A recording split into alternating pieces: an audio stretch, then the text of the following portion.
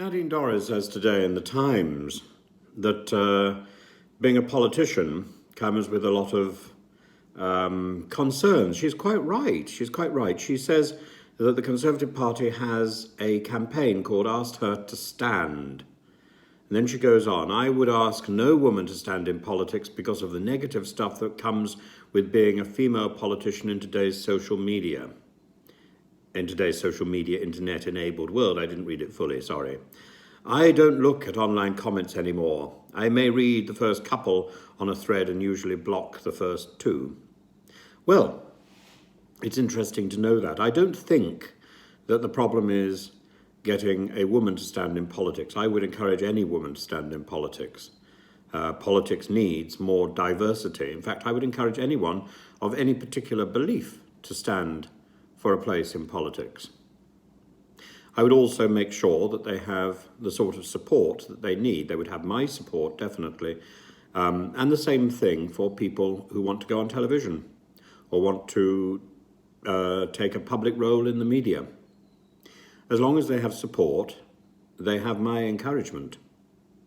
The problem is, number one, where there isn't support, and number two, where somebody uses their position to exploit others. So I certainly wouldn't encourage Nadine Dorries to continue in her role in public life. But of course, we don't know what's going to happen next because we still don't know from Rishi Sunak whether he's going to honour Boris's resignation honours or whether indeed Nadine Dorries is bound for the House of Lords as Boris intended.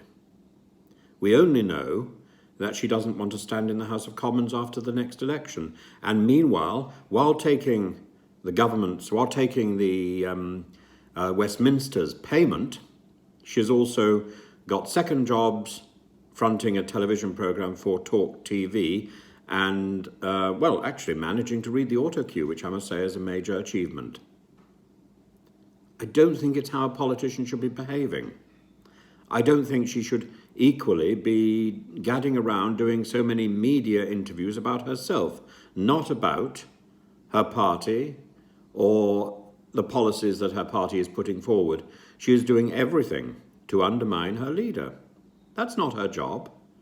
Her job, she was elected on a mandate, quote, that was to support the Conservative Party and that was for the Conservative Party. If she is constantly running against the leader of her party, then frankly, it's time for her to stand down.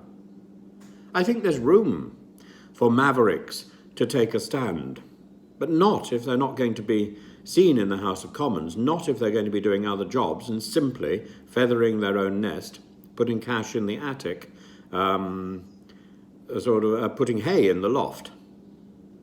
So what Nadine Dorries is not doing, what Boris is barely doing, he was seen in the chamber the other day. What Matt Hancock is barely doing, he was also seen in the chamber the other day, I don't think justifies their parliamentary salary. And certainly not when they've got eyes on something else. We need to ask, why are their constituents leaving them in place? And for them then to say, well, no other women should be in politics. No other women except for Nadine Dorries. No, I don't accept that.